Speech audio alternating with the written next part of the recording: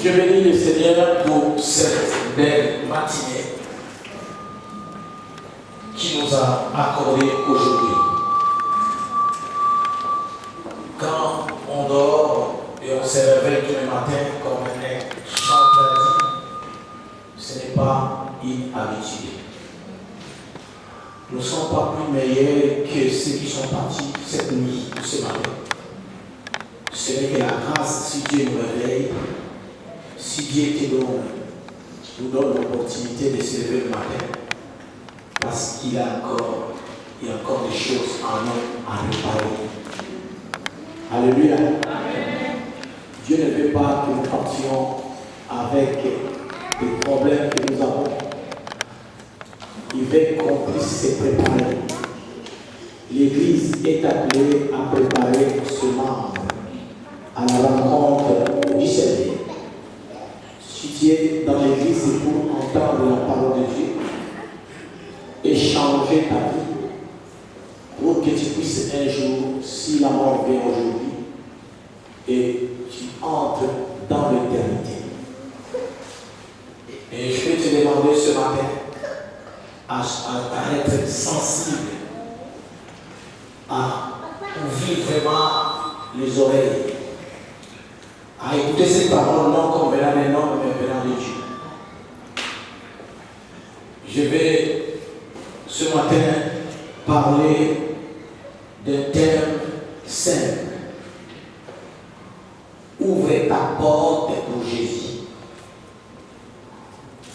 Ouvre ta porte pour Jésus.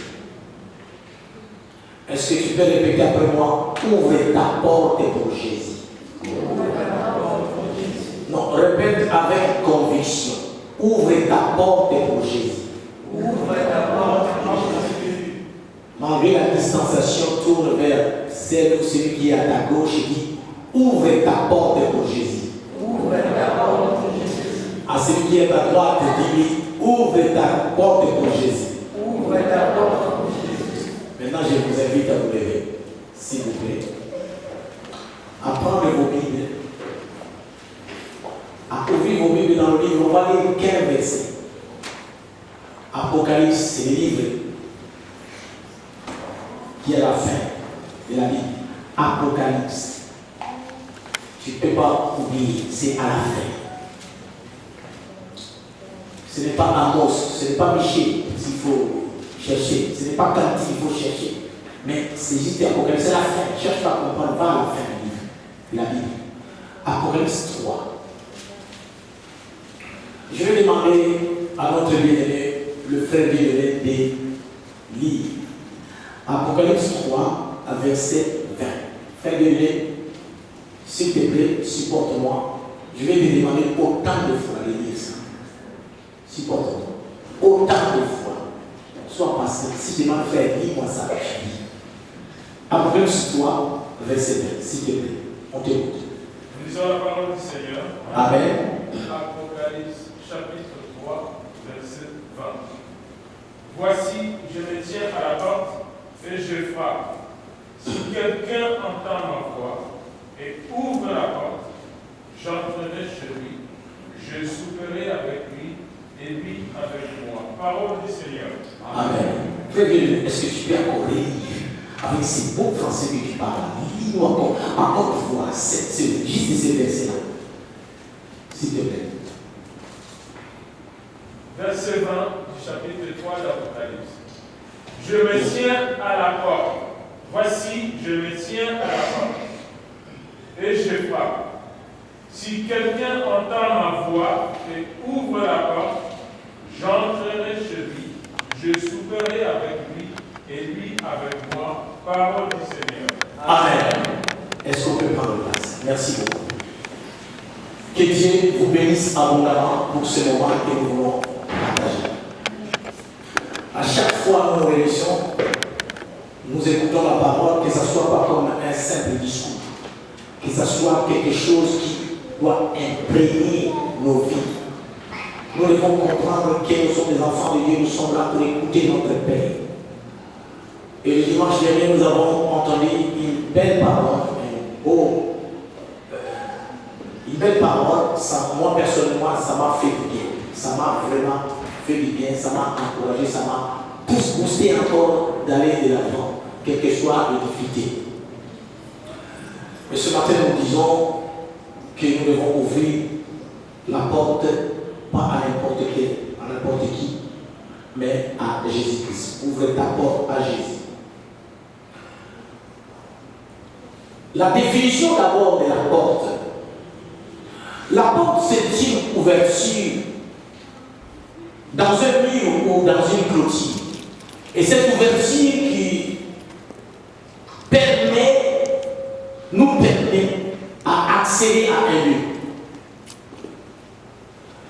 Ou ça nous permet à celui qui est à l'intérieur puisse sortir. Et nous avons dans nos vies quotidiennes, nous connaissons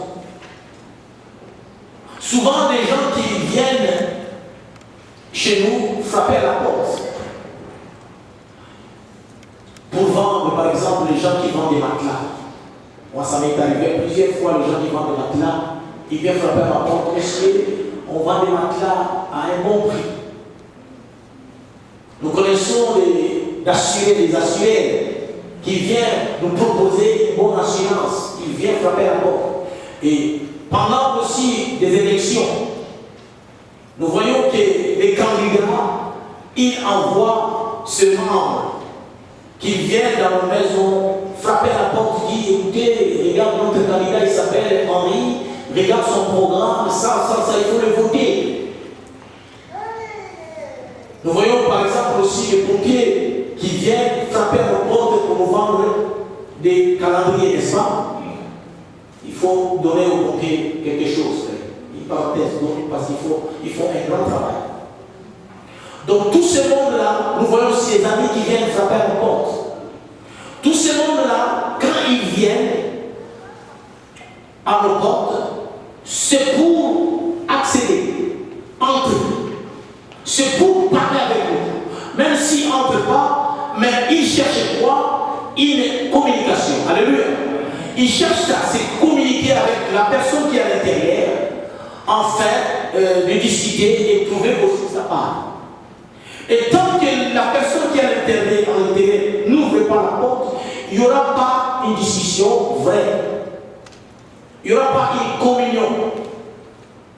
Donc, celui qui est, la personne qui est à l'intérieur, c'est elle qui a la clé d'ouvrir à celui qui frappe.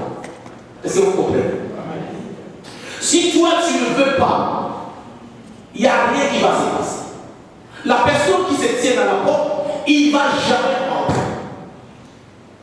C'est pourquoi nous ouvrons la porte aux gens, aux amis et à tous ces gens-là pour qu'ils puissent entrer. Nous allons parler de 6 raisons. Le thème c'est ouvre ta porte à Jésus. Mais il y a 6 raisons pour toi, pour nous, d'ouvrir nos portes à Jésus-Christ. Bien aimé, quand nous lisons les Écritures dans le livre de l'Apocalypse, nous voyons Jean que Dieu lui a révélé des choses. Jean était des vieillards, c'est les disciples qui étaient jeunes, qui posaient sa tête sur la poitrine de Jésus. Et il a vieilli, il se retrouve dans l'île de Patmos, en Asie mineure. Et cet homme, on l'a emprisonné. Il était en prison, dans un cachot. Non parce qu'il avait volé, non parce qu'il avait insulté, non parce qu'il avait fait quelque chose de mal, mais à cause de Jésus, à cause de la parole de Dieu, cet homme se retrouva dans une prison. Même dans une prison, Dieu est venu quand même le visiter.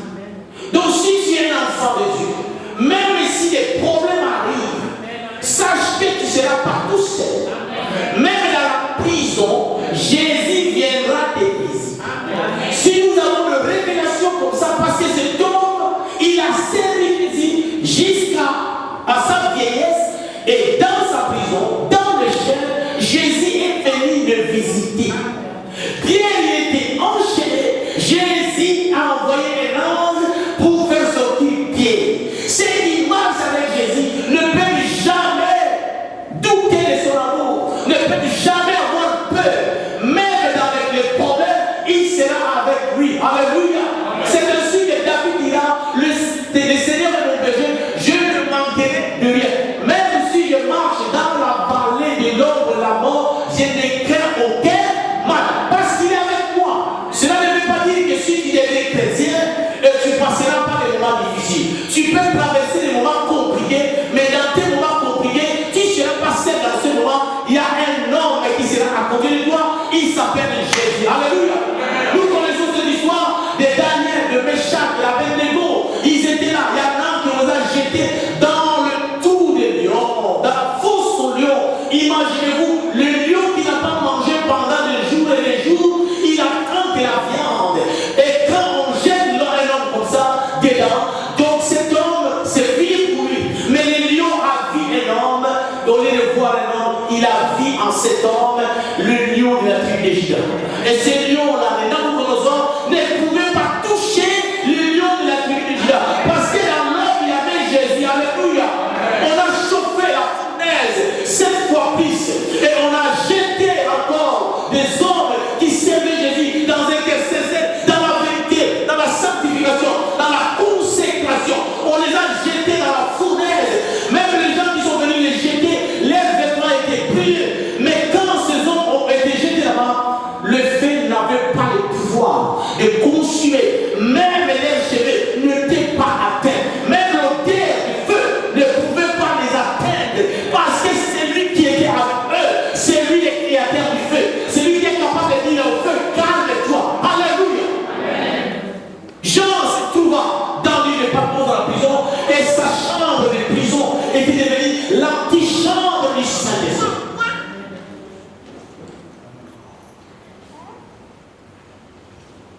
Il nous révèle ce genre de choses. La révélation. Et il nous parle de cette église. Cette église ici, c'est simplement le 7 période de la vie de l'église. Il nous parle de l'église, par exemple, de Philadelphie.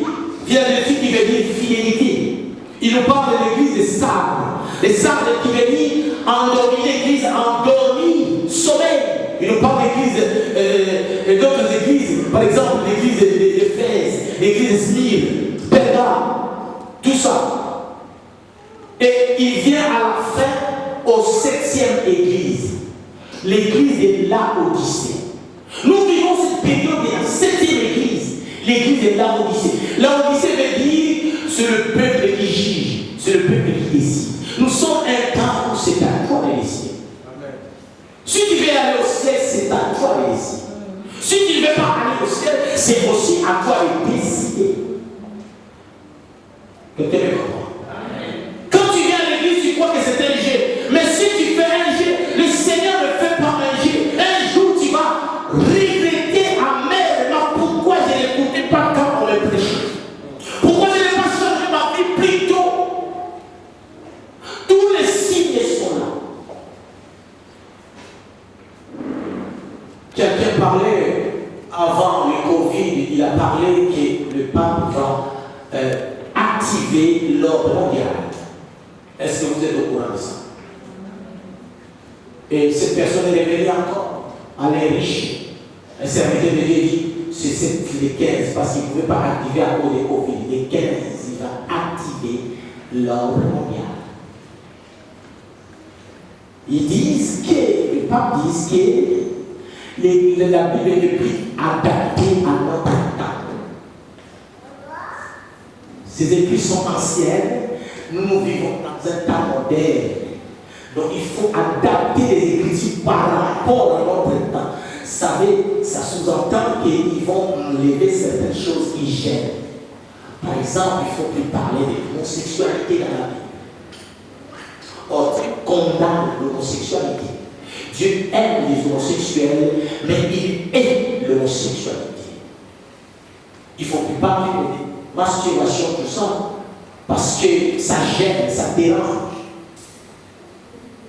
Il ne faut plus parler de beaucoup de choses. Et ces choses que je vous dis là, ça se trouve dans vos portables.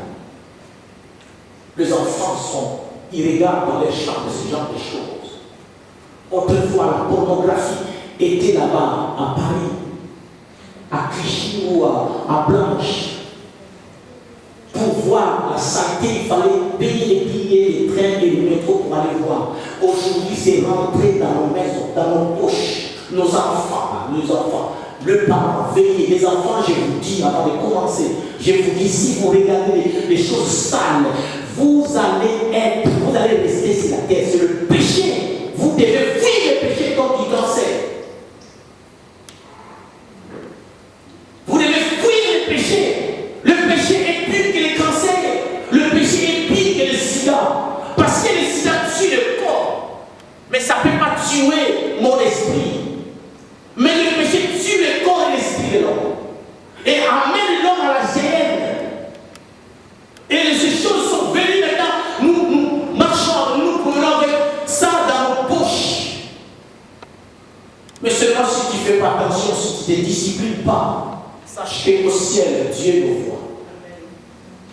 On peut être bien, très bien, ici devant les gens, bien habillés, prendre tout ça. Oui, mais devant Dieu, on est sale. Et si Jésus revient, tu crois que tu étais dans l'église, tu partiras pas. Parce que le péché rend l'homme lourd. Le péché nous sépare avec Dieu. Nous devons haïr le péché.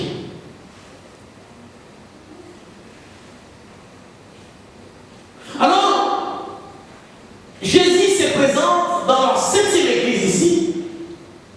Et nous voyons ici qu'il est pris à l'intérieur. Parce que la Bible dit dans verset 20, que nous venons de lire, voici, je me tiens à la porte et je frappe. Jésus est la vérité, le chemin. Jésus est la lumière. Jésus est le Père de vie. Jésus est le soleil de la justice, le soleil des morts. Et ce soleil des morts, le soleil de la justice, le prit dedans. Alléluia. Il est pris au 7e église, il se trouve pris dedans, il est dehors. Pourquoi la vérité n'est pris dedans? Pourquoi la vie n'est pris dedans dans l'église? La vie est sortie parce que l'église était devenue complaisante. L'église tolérait le péché. L'église, bien aimé dans le Seigneur, il aimait le matériel, la terre, la mondanité.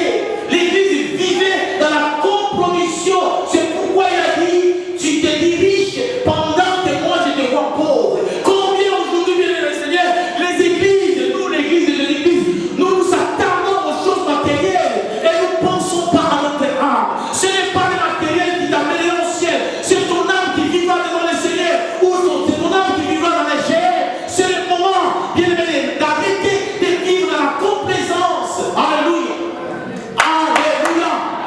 Prends au Seigneur ta vie, prends au Seigneur ton âme. Dieu n'est fait pas un jeu. Jésus n'est pas mort pour que nous jouons. Jésus n'est pas venu sur la terre pour que tu aies les mariages, les voitures, les cartes de séjour. Non, ce n'est pas pour ça qu'il est mort. Il est mort pour ton péché.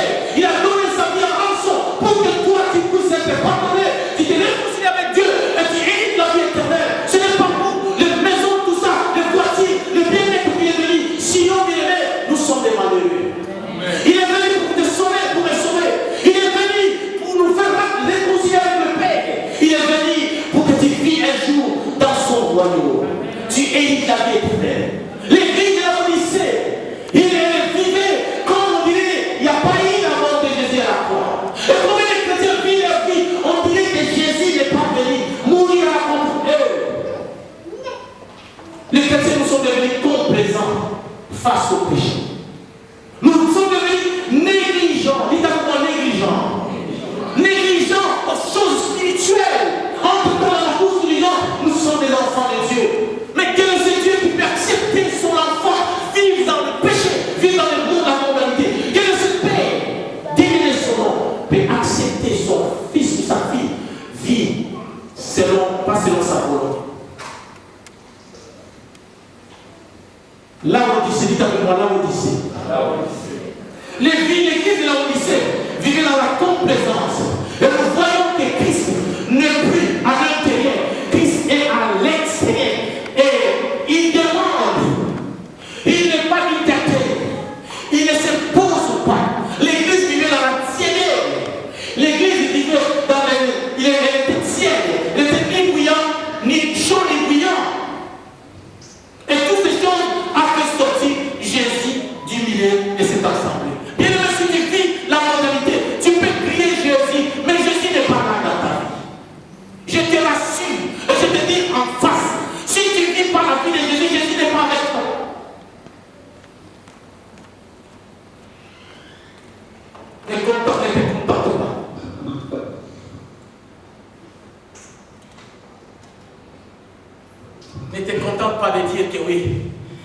je participe au culte, comme je viens tous les dimanches, comme je viens tous les mardis, tous les vendredis, et je peux vivre ma vie. Ça, ce n'est pas une vie que Jésus nous demande. Alléluia. Amen. Mais le désir du Seigneur, c'est de retourner à l'intérieur. Quelqu'un est en train de me suivre. Le désir du Seigneur, c'est quoi? De retourner à sa place. Et ce matin, je te dis, le désir de Jésus, c'est de retrouver sa place dans ton cœur. C'est pourquoi il vient. Il frappe à la porte. Et Jésus ne peut pas entrer dans la vie de quelqu'un si la personne elle-même n'ouvre pas. La clé est entre tes mains. La clé est entre tes mains. Je répète, la clé de la vie est entre tes mains. Si toi tu ouvres la porte, il suffit de mettre la clé dedans et de tourner. Il va entrer. Quelqu'un me suit. Mais tu peux aussi fermer.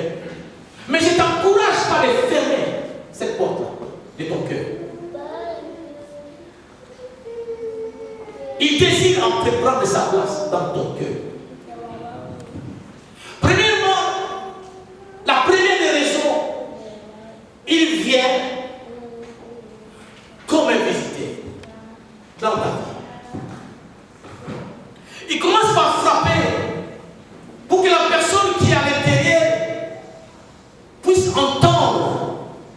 Parce que souvent nous sommes dans la distraction. Souvent nous sommes dans le sommeil, dans le torbet. Vous savez, des fois quand on est à la maison, on écoute la musique forte. On peut frapper à la porte, tu n'entends rien. Tu n'entends rien.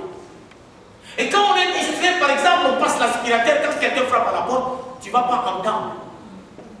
Et combien de gens ici ce matin, Jésus les a déjà parlé à plusieurs fois. Mais ils sont toujours dans la distraction. Ils te parlent dans le songe. Ils te parlent par le biais d'une autre personne. Ils te parlent d'une manière ou d'une autre. Et ils nous parlent par des événements. Les événements qui se passent actuellement sur la terre, c'est un signe, c'est un message pour l'Église. Pour que l'Église se prépare. Alléluia. Amen. Les événements là, c'est un signe pour que tu puisses sortir de la distraction. Que tu puisses sortir de ton sommeil. Toi qui aimes trop le monde. Toi qui se vautre dans le monde. Toi qui aimes bien le monde. Bien aimé, le Covid, c'est un message pour l'Église afin que l'Église se prépare. Amen. Mais si toi, tu ne fais pas attention aux signes, tu vas regretter amèrement. Alléluia. Amen. Il veut entrer. Il dit, si quelqu'un, ce n'est plus une question de masse, ce n'est plus une question de tout le monde. Il dit, si quelqu'un entend ma voix, il est question de personnes. Chacun de nous, personnellement, il veut que tu puisses quitter ta distraction là. Tu es tellement vautré dans le monde. Et tout ce qui se passe, WhatsApp, YouTube, Instagram, je ne sais pas quoi, la télévision, il t'appelle, il attire ton attention pour que toi, tu puisses te réveiller. Alléluia. Alléluia. Trop de sommeil dans l'église. Trop de sommeil. Les jours de la prière, tu n'es pas là. On intercède chaque soir, tu n'es pas là. Mais quand ton problème arrive, là, on te voit participer.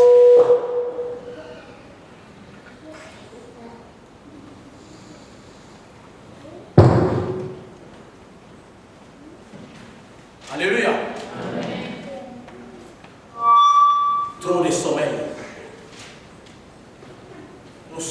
sommeil. La Bible dit la nuit est avancée.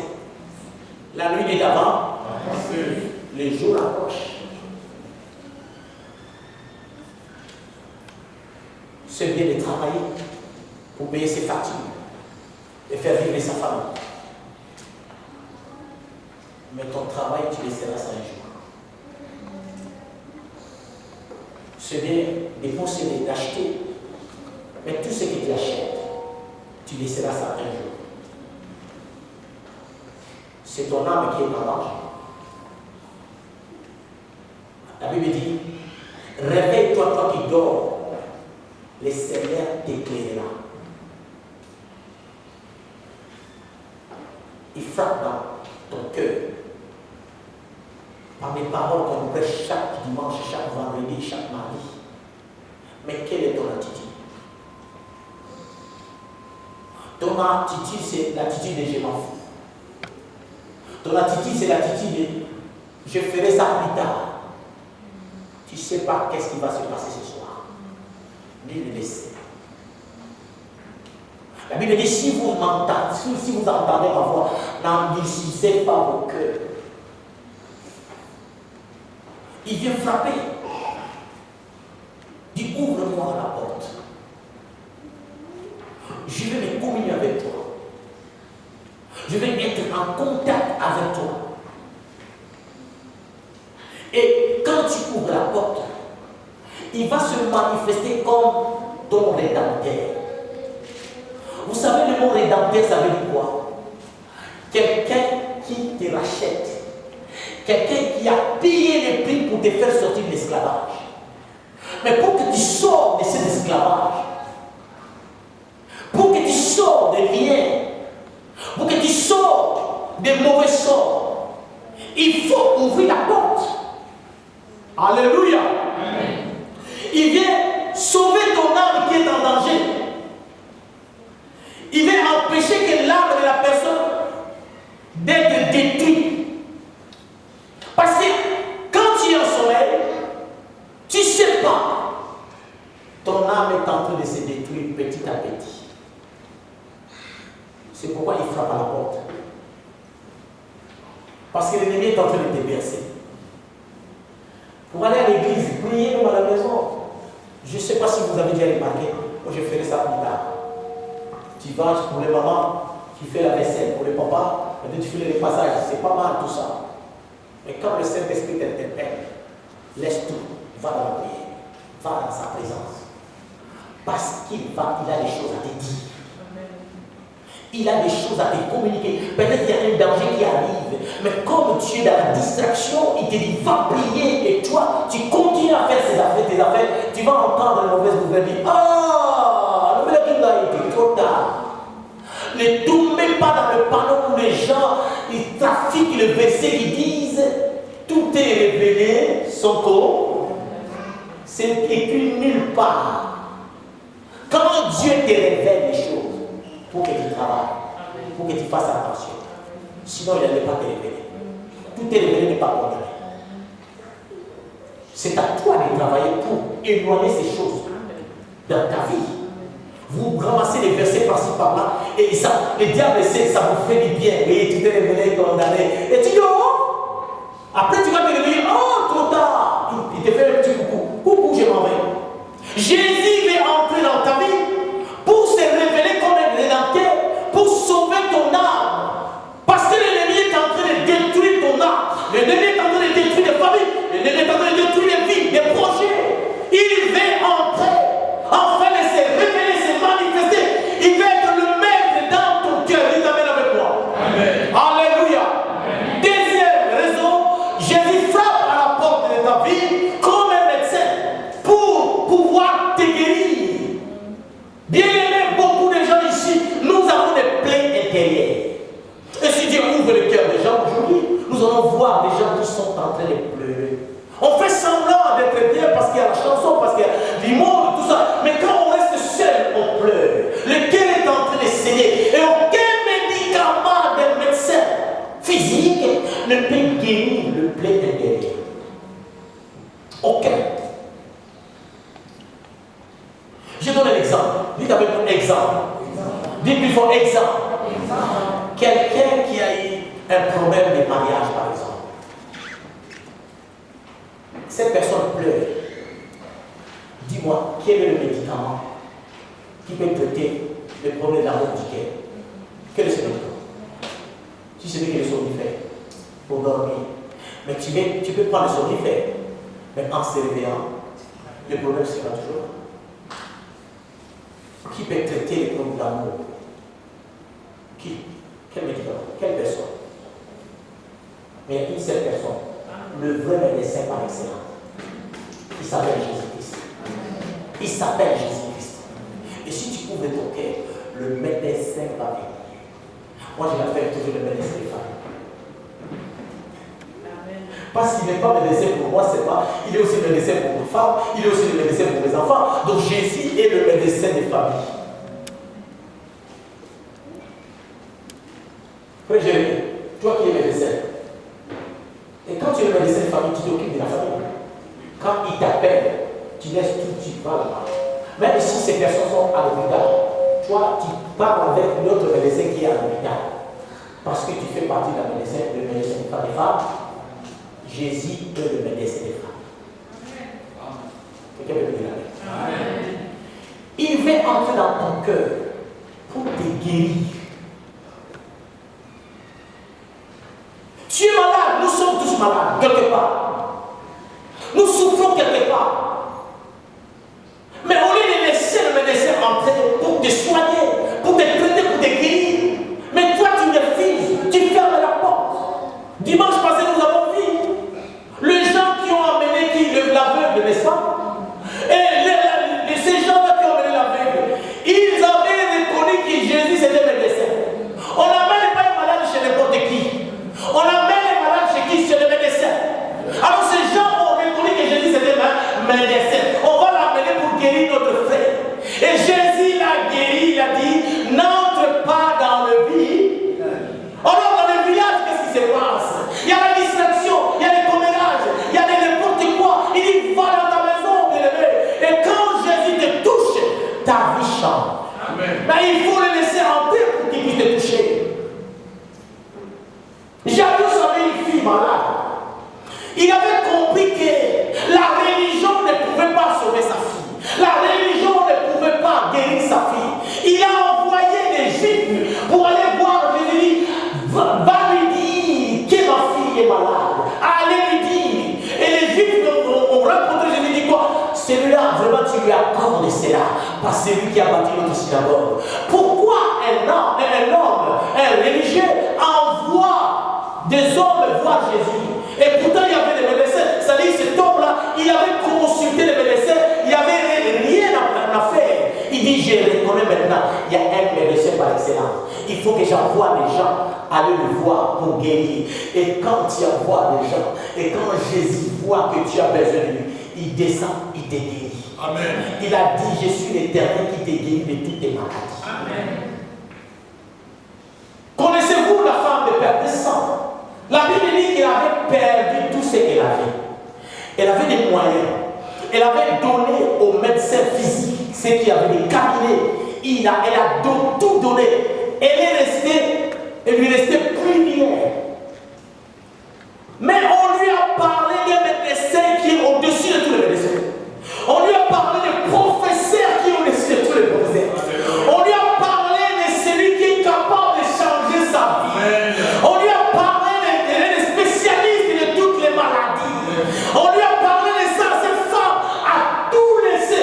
Elle est partie voir le véritable spécialiste du corps de l'homme, Jésus. Et quand elle est venue vers Jésus, elle n'a pas eu besoin qu'elle puisse voir Jésus. Elle dit, si seulement je peux toucher. Parce que cette femme connaissait qu'en touchant Jésus, elle va toucher la guérison. En touchant Jésus, elle va toucher le spécialiste de sa maladie. Elle a touché Jésus. La connexion s'est faite. Cette femme a été guérie instantanément. Amen.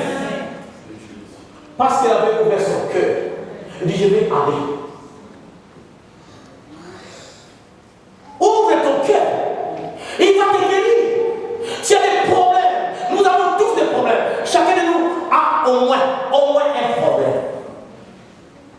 Le cabinet est ouvert.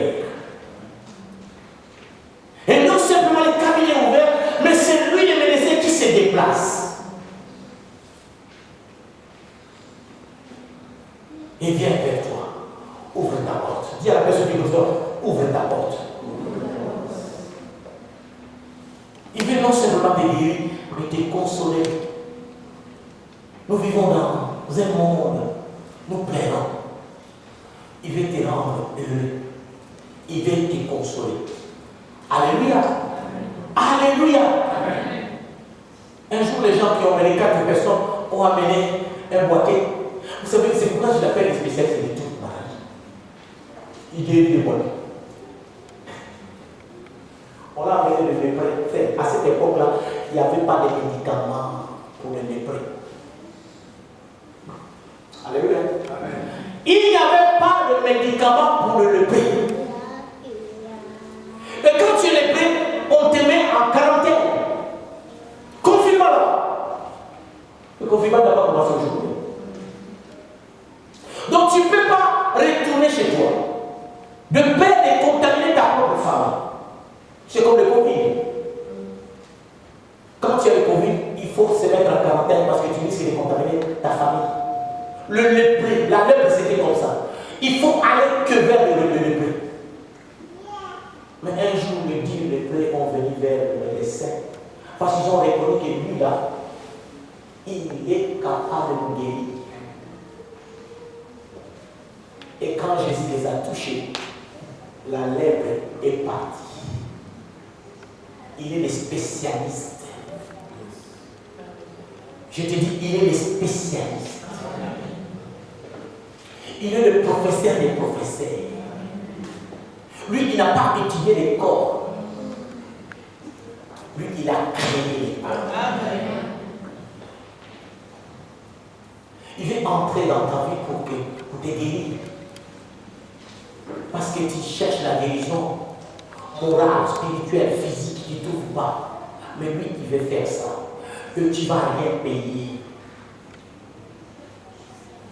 C'est ainsi que la Bible dit dans Ésaïe 58, ce passe meurtrissure que nous sommes guéris. Ce passe meurtrissure. Ce qu'il a accompli à la croix, c'est pour toi. Tu dois saisir cela. En ouvrant le cœur du Seigneur, me voici, tu me connais, j'ai besoin de cette guérison. J'ai besoin de cette consolation. Pourquoi tu fermes la porte de ton cœur? Vous savez, dans Matthieu 14, un jour, Pierre a rencontré Jésus et il a compris que cet homme, c'est le médecin. Pierre avait compris tout de suite que Jésus était un grand médecin, frères et sœurs, je vous dis, Matthieu 8, verset 14. Qu'est-ce que Pierre a fait? Il dit à Jésus, écoute Jésus, j'ai ma belle-mère qui est malade. Elle a de la fièvre. Est-ce que frère, tu peux amener quelqu'un qui ne connaît pas la médecine chez toi pour guérir ta famille? Jamais.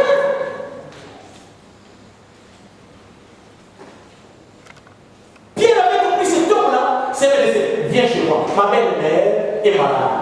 On arrive là-bas à la maison de Pierre. Jésus a fait quoi? Simplement toucher la belle-mère. La fièvre est partie. Cette femme s'est mise debout. Elle a préparé la nourriture pour le Seigneur. Il veut te relever. Vous savez, quand on est malade, on est faible. Quand on est malade, on souffre à l'intérieur. Quand on est malade, on ne peut pas faire quelque chose. Mais quand le médecin te touche, tu te relèves. Tu deviens fort. Tu commences à marcher comme tout le monde. Nous avons un médecin. Le médecin de famille. L'église, c'est une famille. Et l'église a son médecin propre à elle, qui s'appelle Jésus-Christ. Il veut changer ta vie. Il veut soigner tes plaies. Il veut te consoler. Il veut te restaurer, bien-aimé. C'est à toi d'accepter d'ouvrir parce qu'il a sa valise de tous les médicaments dans la main. Et si quelqu'un entend ma voix, il ouvre, j'entrerai. Donc sur toi, tu tournes la clé, tu laisses Jésus entrer et tu verras la gloire de Jésus. Et tu verras vraiment que j'ai rencontré le véritable spécialiste de ma maladie. Alléluia. Amen. Alléluia.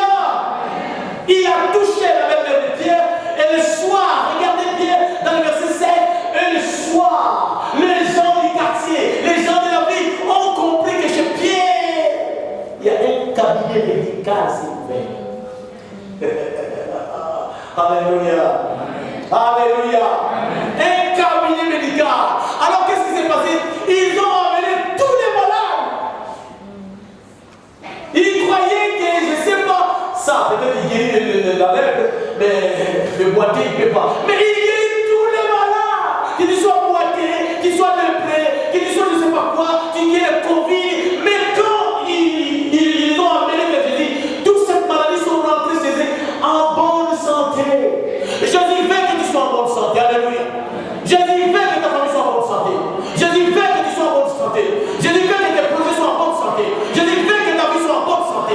C'est pourquoi il te demande. Il te demande la porte de ton cœur. Il frappe, il frappe, il frappe. Quiconque, si tu entends ce matin sa voix, ouvre simplement et tu verras qu'est-ce qu'il va faire pour toi. Tu as assez pleuré. Tu as assez pleuré. Tu avais oublié que tu avais un médecin, par exemple. Tu avais oublié que tu es un spécialiste. Mais je te rappelle que tu es un spécialiste. Je te rappelle que l'Église a un médecin. Je te rappelle que nous avons la solution. Donc Jésus est la solution de ta vie. Jésus est la réponse à tes problèmes. Jésus est la force pour ton corps. Et il ne faut jamais négliger. Ouvre simplement ton cœur. Laisse-lui se lever. Viens, regarde ma souffrance. Viens, Jésus, j'ai besoin. Que tu me touches. Touchez-moi.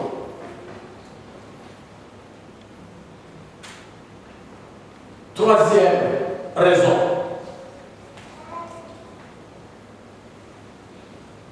Il frappe comme un enseignant pour instruire.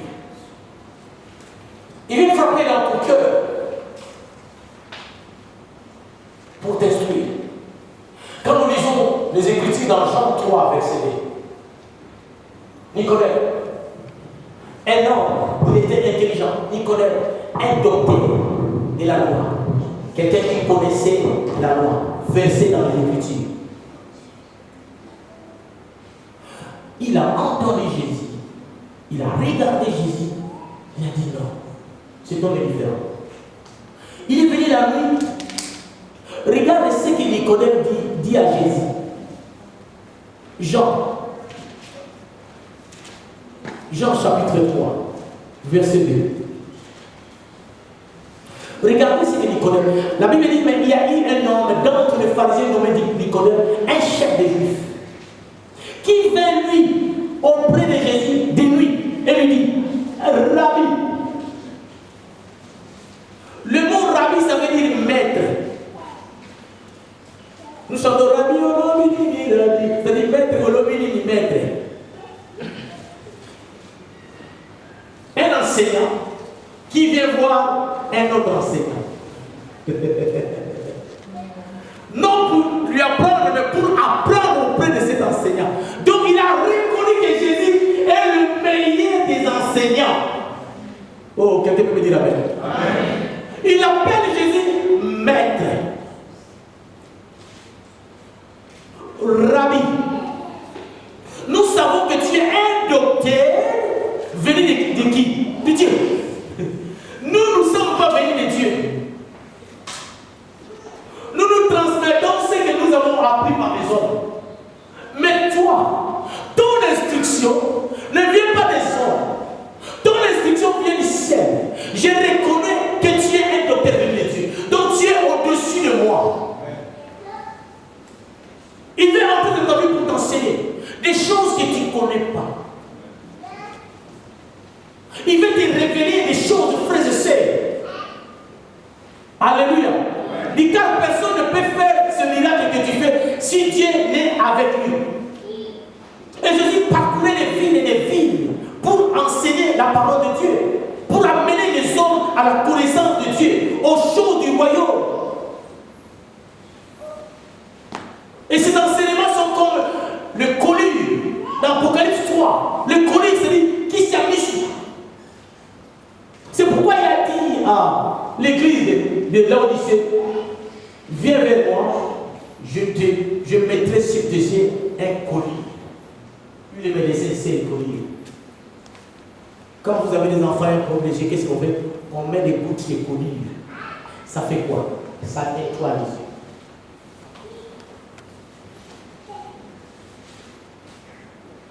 Et la parole de Dieu, c'est comme le collier. Ça nettoie. Ça donne à la personne une autre vision de la vie.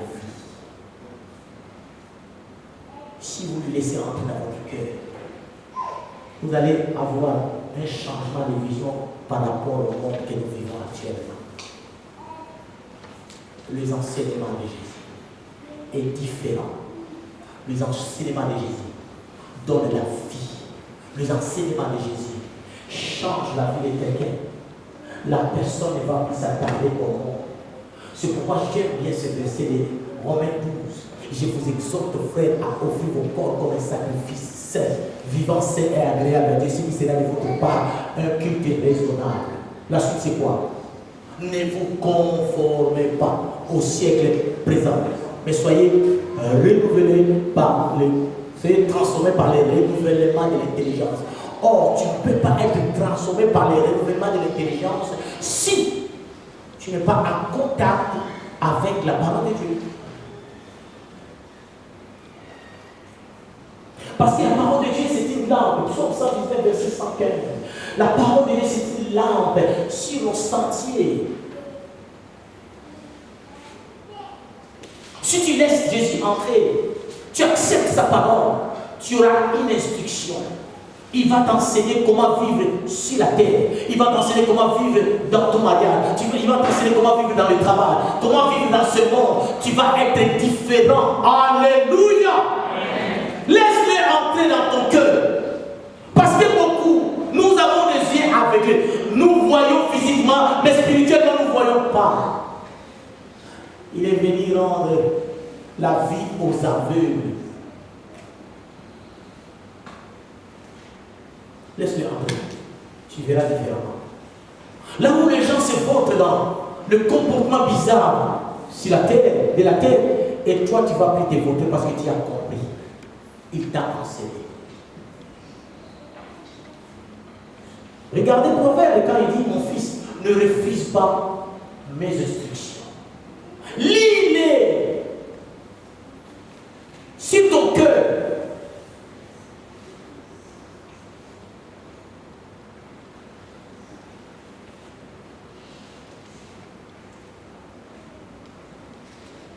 Ce malheureux l'église. Quand nous voyons que nous sommes des enfants de Dieu, mais nous vivons comme des mondains.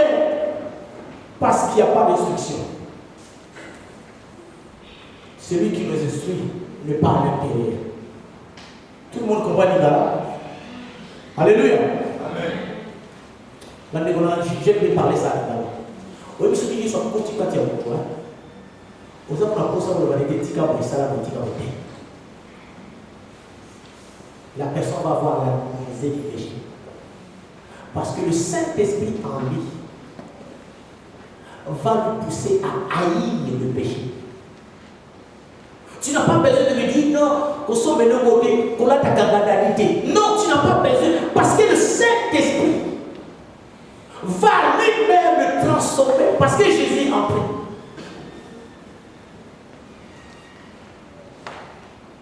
Au pays, j'ai parcouru les bars, les boîtes. Chaque samedi, j'étais en boîte. Mais les jours où j'ai ouvert la porte, le véritable enseignant est entré en moi. Les samedis prochains, mes amis voulaient qu'on parte à boîte. J'ai dit non, je ne partirai pas. Il dit qu'est-ce qu'il y a? Le deuxième samedi, troisième, il voit, j'ai cherché qu'à m'approcher au frère. J'ai cherché que le frère. Et j'ai trouvé que le milieu des frères, c'était devenu mon milieu. Alléluia. Amen. C'est comme Moïse. Il avait tout pour devenir roi ou pharaon, je ne sais pas. Il avait l'enseignement de l'Égypte. Mais la Bible dit dans Hébreux 11, verset 16, 15 ou 26 plutôt, la Bible dit ceci. Moïse regarda l'opprobre de Jésus comme une rime.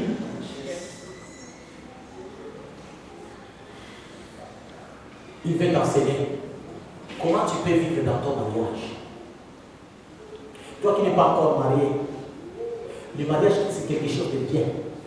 Mais le mariage aussi, dans le mariage, il y a des secousses. il y a des zones de turbulence. Turbulence plutôt. Il y a des zones de turbulence dans le mariage. Alors si tu n'es pas enseigné, la femme qui te disait, qui parlait avec des mots chéris, je t'aime, sans toi je ne peux pas vivre. Et quand tu vas passer la zone de turbulence, tu seras le premier à ne plus voir sa beauté. Tu vas la rejeter. Parce que tu n'as pas été enseigné.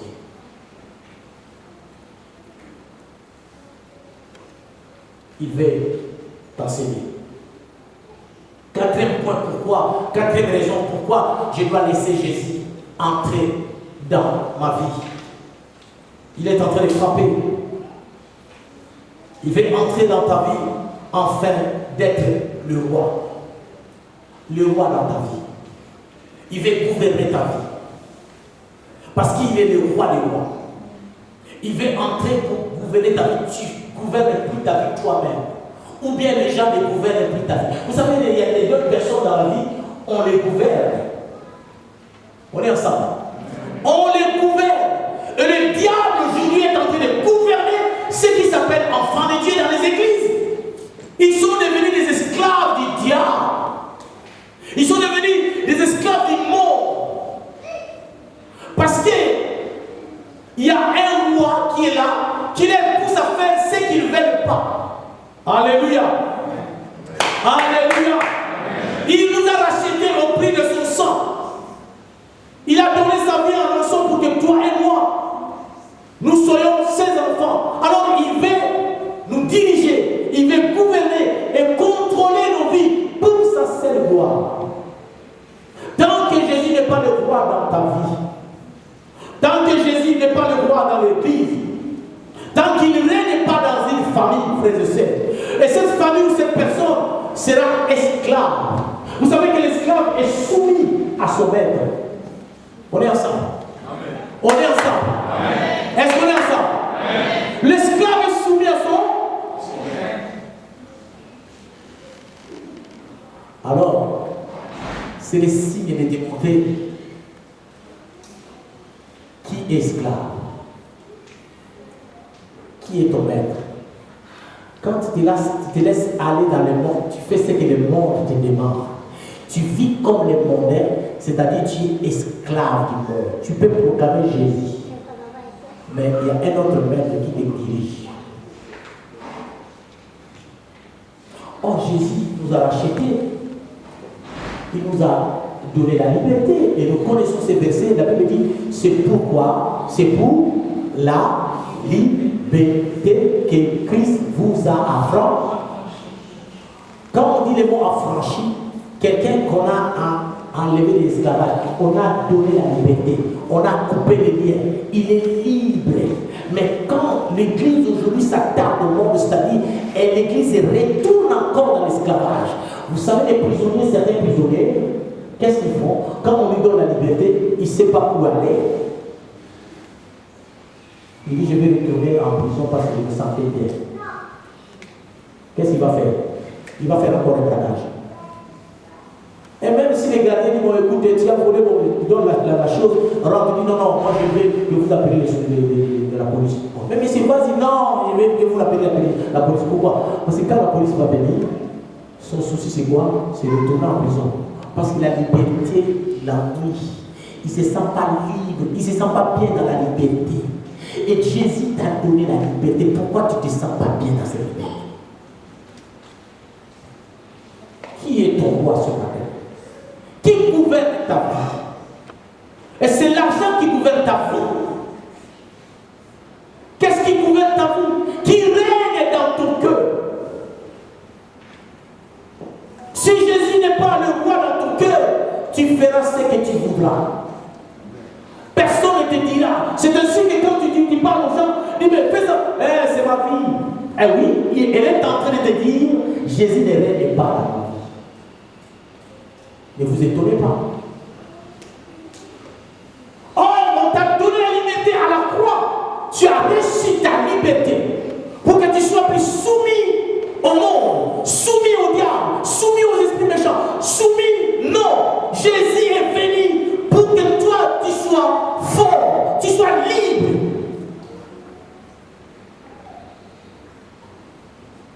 Une parenthèse avec moi. Cantique des Cantiques, verset 8. Regardez ce que la Bible dit ici. Cantique des Cantiques après Proverbe, après Ecclésiaste. Psaume, Proverbe, Ecclésiaste. Après on tombe à Cantique des Cantiques. Cantique des Cantiques, chapitre 1, verset 9. Regardez ce que les Écritures nous disent. Et si le Seigneur est en train de dire, il dit, en ma jument, en ma jument. Jument, c'est la femelle du cheval. Or, le cheval, c'était un animal puissant. C'était un animal que les rois aiment monter dessus. C'est un animal où, même dans les guerres, dans les combats, il affronte les combats, le cheval. Alléluia. Mais ici, le roi Salomon, qui est l'image de Jésus, et la femme, il est en train de comparer la femme sunamite comme l'église. Elle est en train de dire, il est en train de dire, à ma jument qu'on attelle au char des femmes. Quand on attelle le cheval, qu'est-ce qu'il fait? Ici, par exemple, ça c'est le cheval, et ça c'est le char. Pour atteler les pieds, il faut mettre des liens. Alléluia.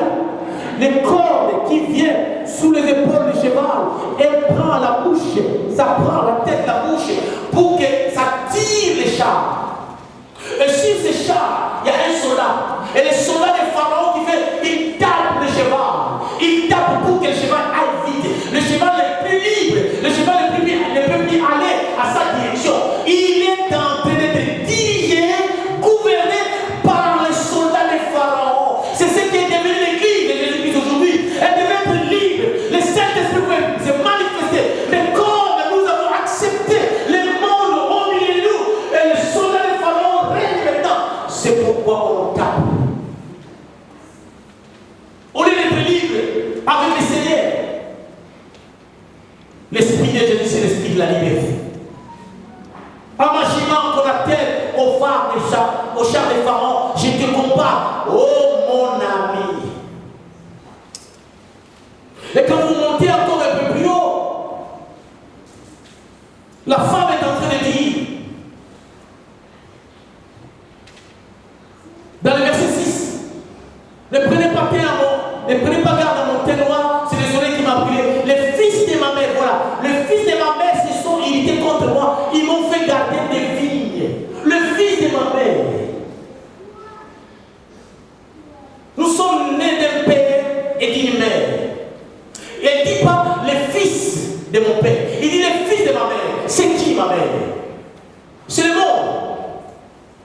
Et les fils de ma mère m'ont fait gardienne de leur vie, dont je suis devenu esclave de leur héritage. Ma vie en moi, je ne peux garder. Toi, tu as ton héritage, tu ne dois pas s'attarder aux choses du monde. Alléluia. Et c'est pourquoi il frappe dans ta porte. Le Seigneur frappe dans ta porte, il veut gouverner ta vie. Alors quand on est gouverné par un maître, on fera que la volonté de ce maître-là. Et si aujourd'hui l'Église ne fait pas la volonté de Jésus, parce que l'Église a un autre maître. Quand tu rentres dans les magasins, est-ce que tu achètes pour honorer Jésus bien? Tu achètes pour honorer le monde. Un jour, j'ai demandé à une sœur, la façon dont tu es habillé là, c'est pour ton mari? C'est pour qui? Il me dit, c'est pour ton mari. Je dis, non, tu as un drôle de mari quand même. Tu as un drôle de mari. Moi, je ne peux pas accepter mon épouse. Laisse, excusez-moi le terme, son derrière, comme ça. Je ne peux pas accepter que mon épouse laisse sa poitrine dehors. Non, je ne peux pas. Et ça m'a pris de frère dans le mariage. Maxime, on vous attend l'année prochaine. On n'a pas oublié, frère. L'année prochaine, je veillerai sur vous.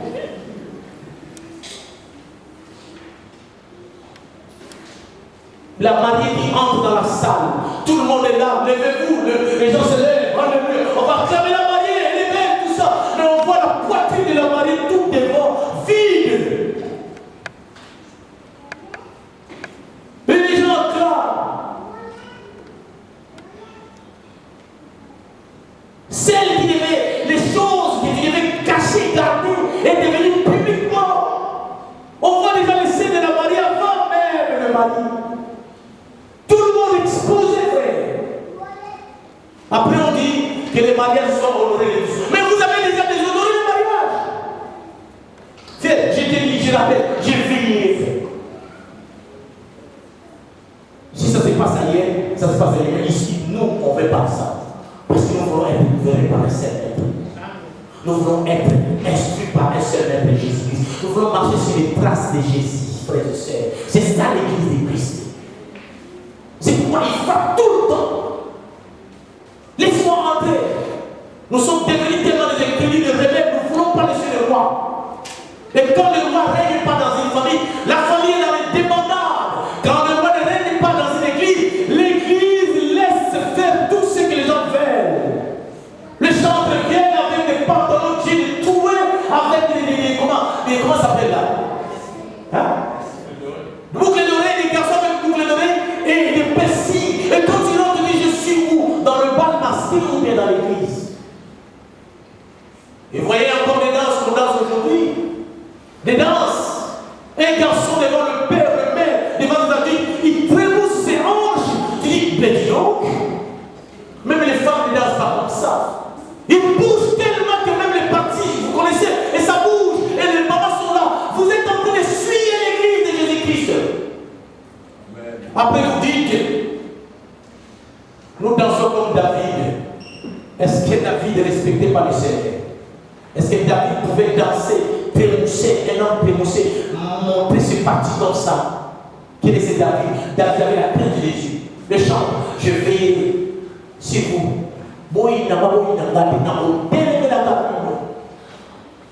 Jusqu'à ce que vous changez.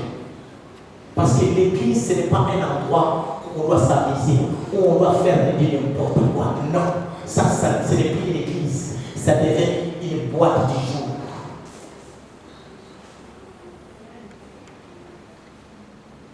Jésus a dit, mes brebis entendent ma voix.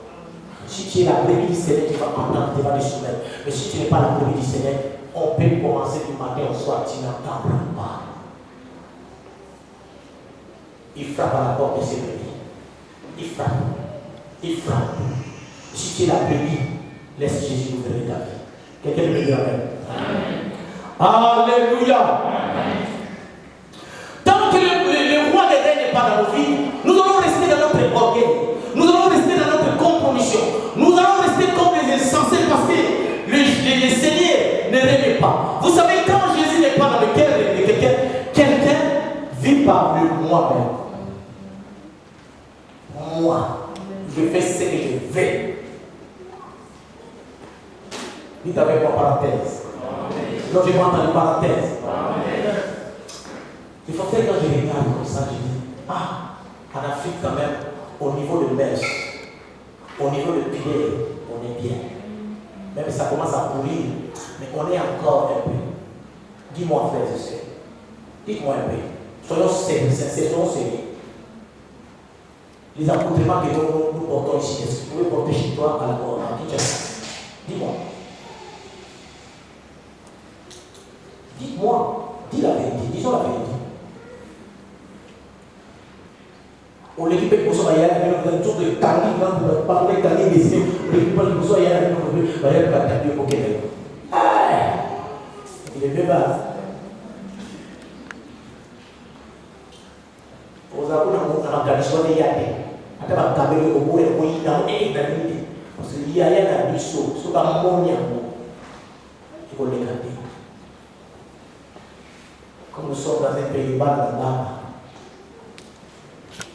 comme le mission des lois. Non, moi, dans nous avons partout où il va. Il sait que son père le regarde. Il ne va pas suivre le monde.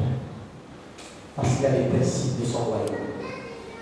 Parce qu'il sait que je n'appartiens pas à la terre, j'appartiens au ciel. C'est ainsi que Jésus dira, mon royaume n'est pas terrestre. Mon royaume est céleste. Et c'est le même royaume que Jésus t'a fait entrer dans ce royaume, non? Ton royaume n'est pas terrestre, ton royaume est céleste, n'est-ce pas? Amen. On est ensemble. Alors tu dois comprendre que moi je dois vivre non selon la terre, mais selon le ciel. Alors le ciel a ce principe. Le ciel est gouverné. Alors le ciel, il y a un roi, je dois suivre le roi. Satan a voulu se révéler au ciel, n'est-ce pas? Qu'est-ce qui s'est passé? Dehors du ciel. Alors tous les rebelles ne vont jamais entrer. Parce que le ciel attend des hommes et des femmes qui sont gouvernés, dirigés par un seul maître qui s'appelle Jésus-Christ. On est ensemble. Alors, cinquième point avant de finir. Jésus frappe à ta porte. Si tu ouvres ta porte, il va entrer comme un marchand. Parce qu'il est plein, il a plein de cadeaux.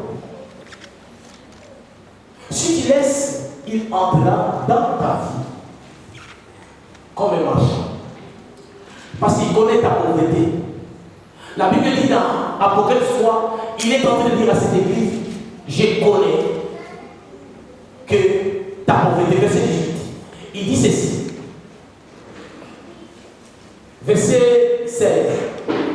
Parce que tu es tiède et que tu n'as ni froid ni bouillant, je te vomirai de ma bouche.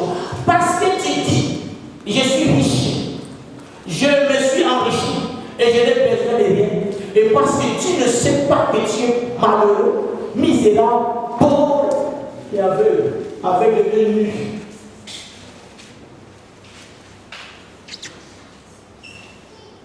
Ce moment, moi, 5 000 euros, de richesse. 5 000 euros, on va pousser dans notre petit déjeuner, on va marquer 5 000 euros. Tu ne veux plus écouter le Seigneur parce que tu as touché 5 000. Parce qu'il est dans ton compte, il y a 10 000. Tu crois que tu es le nombre du monde. Même quand le pasteur dit, parce que la compte d'un pasteur dans ce 3 000 les années, il y en a 10. Qu'est-ce qu'il va me dire? Mais tu ne sais pas que tu es pauvre. Tu es misérable. Tu es aveugle. Et lui, il vient vers toi. Il apporte le meilleur cadeau.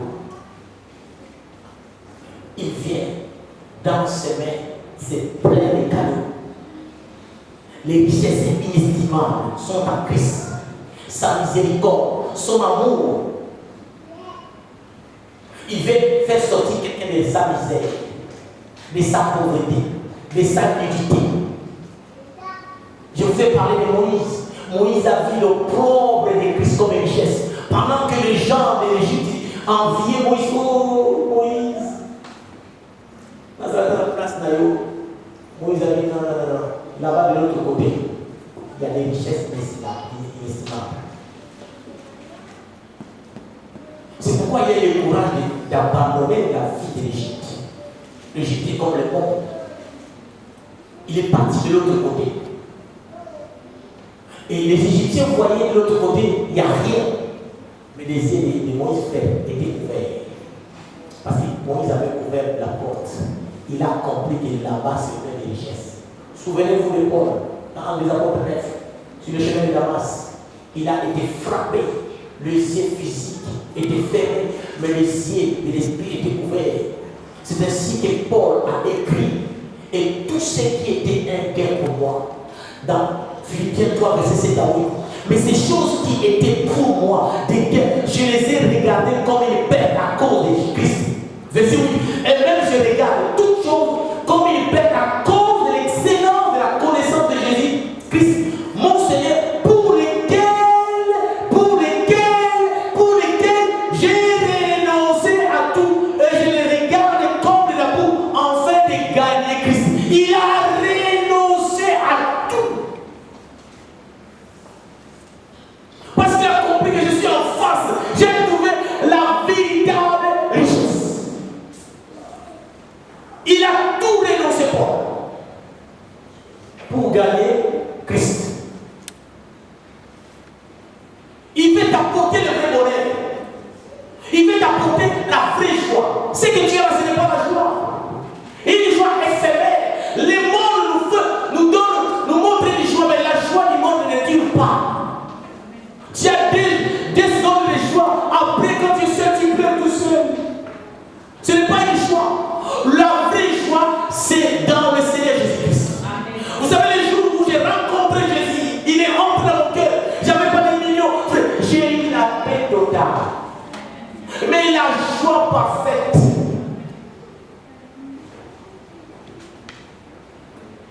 Et cette joie continue toujours à inonder mon cœur. La vraie joie, c'est en Christ. Laisse-le rentrer. Laisse Jésus. Laisse Jésus entrer dans ton cœur. Tu vas expérimenter n'as jamais vécu dans ta vie. Il va t'apporter la tranquillité. Même la chose, la situation est toujours là, mais toi tu seras en paix totale. Les gens qui t'entourent vont dire, mais comment ça se fait? Au lieu d'aller voir tel, ils vont vous laisser tranquille. Parce que je suis en paix. C'est ainsi que Philippiens 4, Paul est en train de dire, en toute chose, faites connaître vos besoins à Dieu par les prières, les supplications, avec des actions de grâce. Et la paix du Seigneur, ce n'est pas la paix des hommes. La paix du Seigneur qui surpasse toute intelligence gardera vos pensées et vos cœurs en Jésus. Pourquoi les gens bougent tout le temps? Pourquoi les gens sont agités? Parce qu'ils n'ont pas la paix. Le prince de paix Jésus-Christ. Si tu laisses cet homme prendre le contrôle de ta vie, s'asseoir dans ton cœur, tu vas expérimenter des choses que tu n'as jamais expérimentées.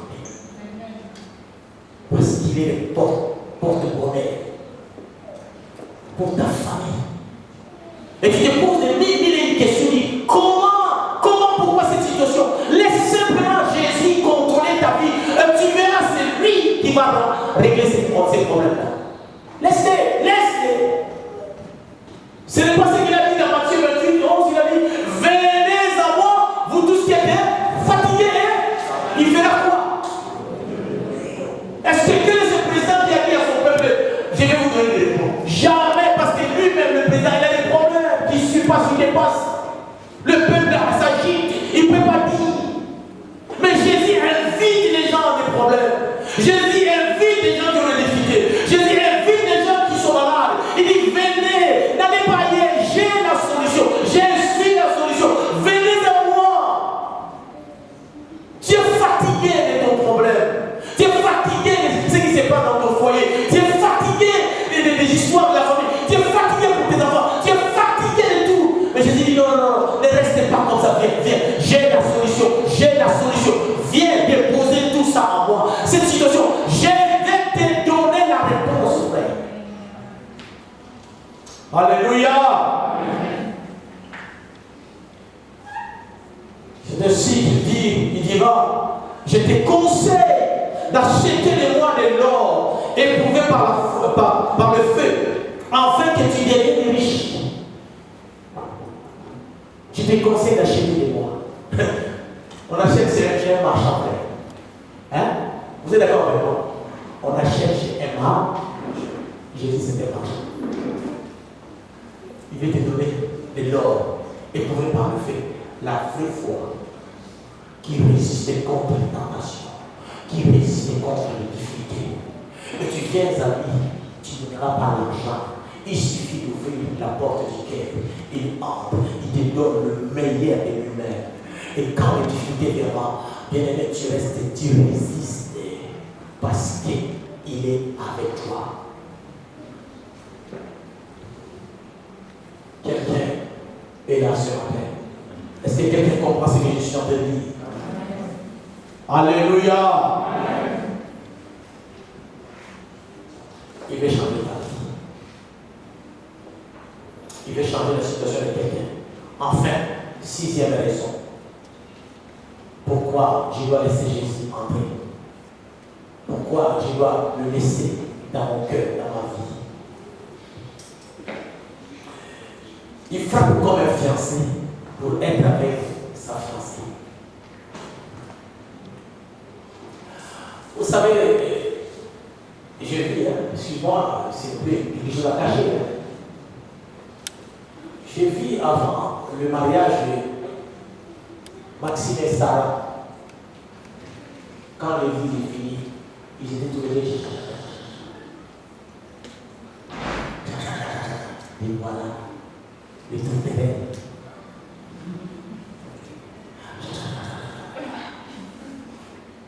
Parce que le cœur de Maxime battait comme ça, et le cœur de Sarah battait sur Maxime. Il ne se voit pas. Même, je suis sûr, même tu dormais tard, et ça dormait tard à cause de Jésus. Est-ce qu'il est parfait? Tu partais quand tu dormais tard, tu te réveillais un peu dans les difficultés parce que tu dormais tard. Et Jésus vient entrer dans ton cœur, il frappe pour qu'il soit vraiment une véritable fiancé.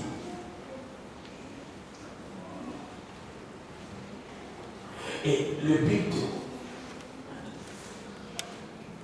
le fiançailles, c'est quoi? On commence à être fiancé pour finaliser les fiançailles, devenir des époux. N'est-ce pas? On commence par le fiançailles, enfin, devenir des époux. Alors, dans le fiançailles, si un devient infidèle, il y a une cassure de séparation. Nous sommes en fiançailles. Le mariage va se faire bientôt. Jésus va amener l'église pour présenter mon Père. Papa, voici ma femme.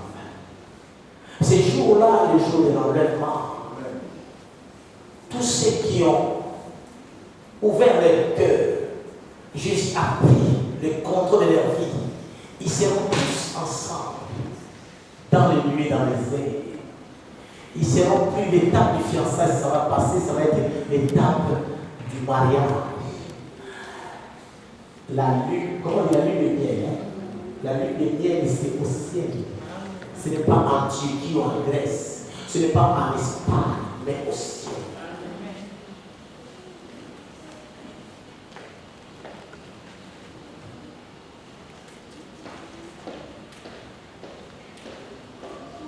Alléluia.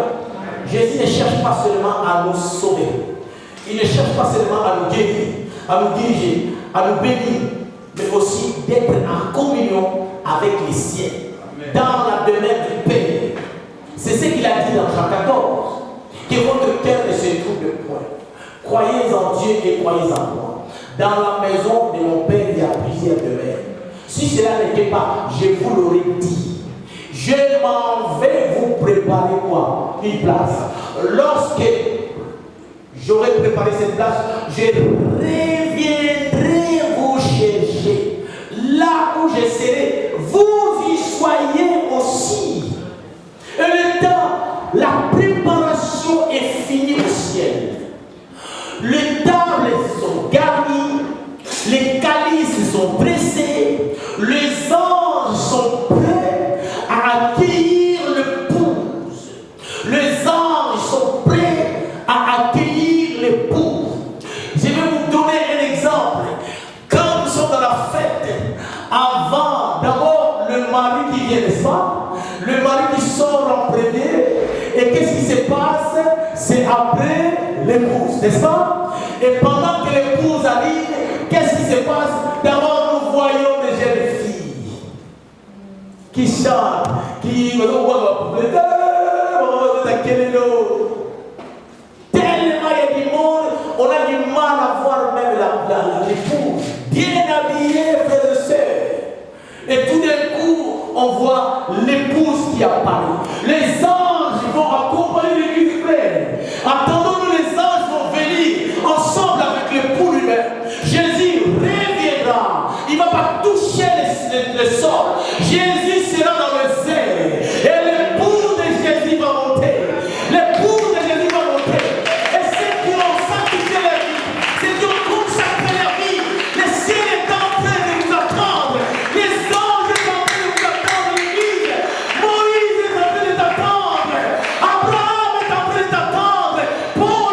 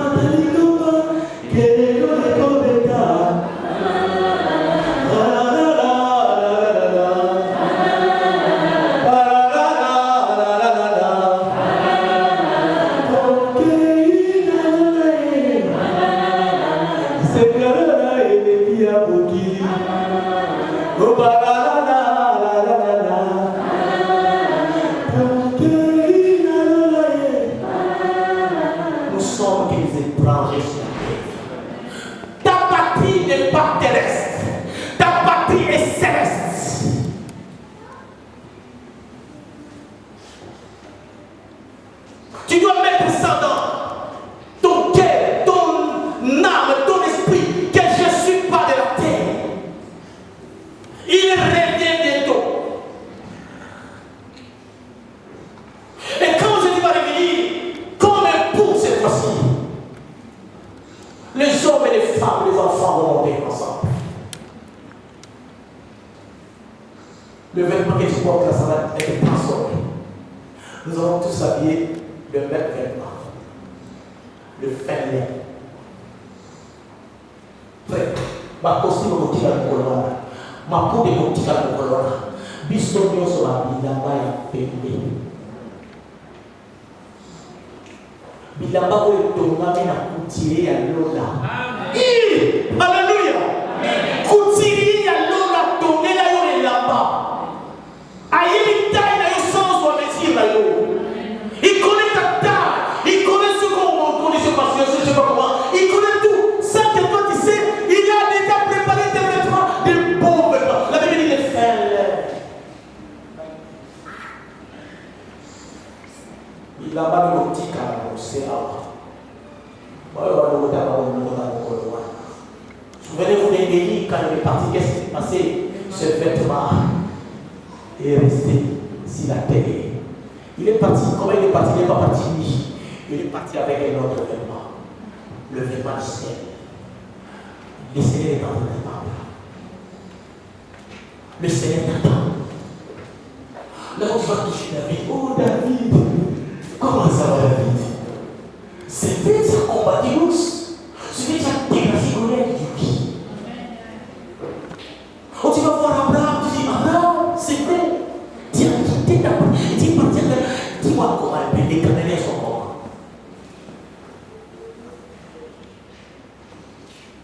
Tu vas parler avec Pierre. Pierre, dis-moi, comment ça s'est fait ta rencontre avec Jésus?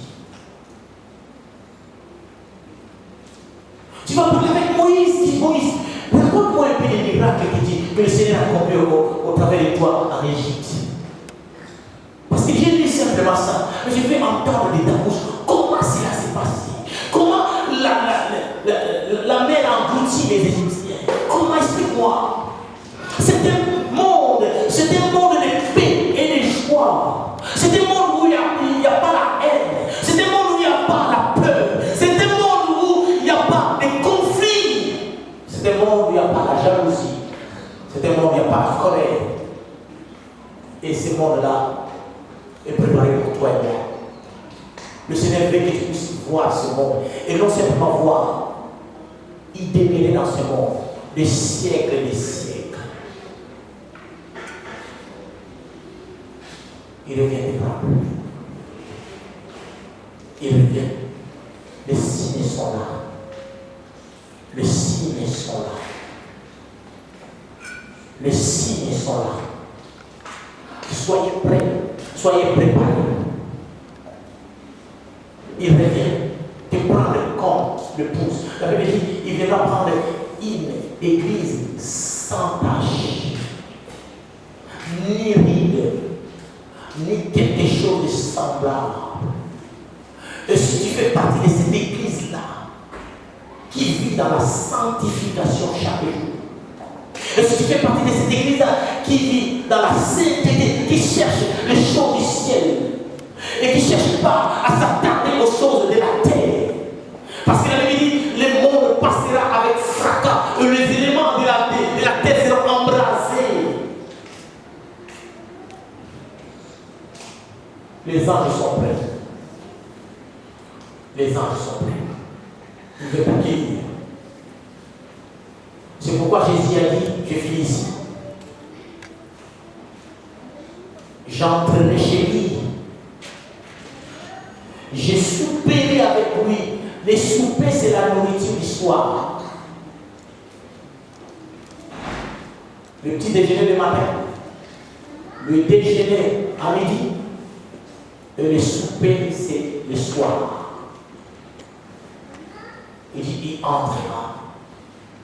Il soupera avec cette personne qui a ouvert sa porte.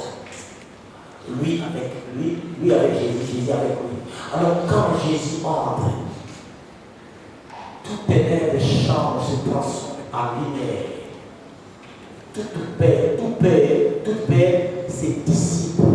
Ça part la paix de la vie, la paix de Covid, ça va dissiper, ça va partir. Parce que la paix est entrée dans ton cœur. Toute amertume va quitter ton cœur. Parce que c'est lui qui est la joie, c'est lui qui est amour, a pris la place dans ton cœur.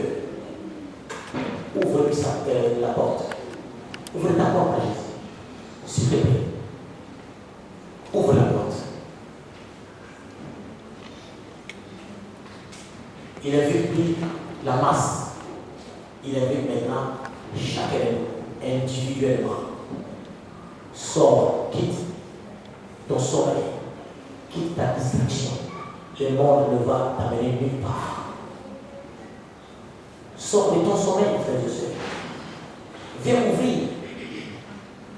Sors de la mondanité. Entre maintenant en communion avec le Seigneur. Chaque être humain ou tout homme est maître de sa maison. La maison, il est maître de sa maison. Et le cœur, c'est une porte. Et si toi, ce matin, c'est toi qui as la clé. Ce matin, frère et soeur, c'est toi qui as la clé. Je ferme. Je ferme ma vie. Et ce matin, c'est toi qui as la clé. Tu peux fermer. La forteresse de ton cœur. Tu vas gagner. Mais tu auras une triste victoire. Parce qu'à la fin, tu vas pleurer. Et si tu ouvres ce matin, tu vas tout avoir. Il frappe ta porte. Lève-nous. Alors, si quelqu'un dans cette salle n'est pas honte, n'aie pas honte. Si tu sais que tu portes simplement le nom de l'enfant de Dieu, mais au-dedans de toi, Jésus n'est pas encore entré. Je t'en supplie. Le lendemain ne nous appartient pas. Si tu sais que tu n'as pas encore ouvert la porte, tu n'as pas encore laissé Jésus entrer dans ton cœur, je t'invite à venir. Viens devant, n'aie pas honte. Être dans l'église ne veut pas dire que nous sommes sauvés. Si tu sais que ce matin, Jésus n'a pas encore pris la place dans ton cœur, lève ta main là où tu es. Si tu sais que vraiment, comme je suis là, ma porte, Jésus n'a pas encore pris la place, lève simplement ta main. Il a frappé ce matin. Il t'a parlé. Je suis sûr et certain qu'il a dit à quelqu'un. Il veut changer ta vie. Il veut t'amener dans la demeure du Père. Il désire que tu vis éternellement avec lui, dans la communion comme épouse.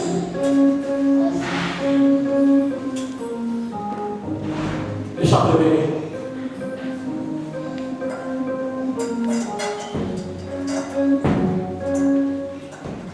On va chanter.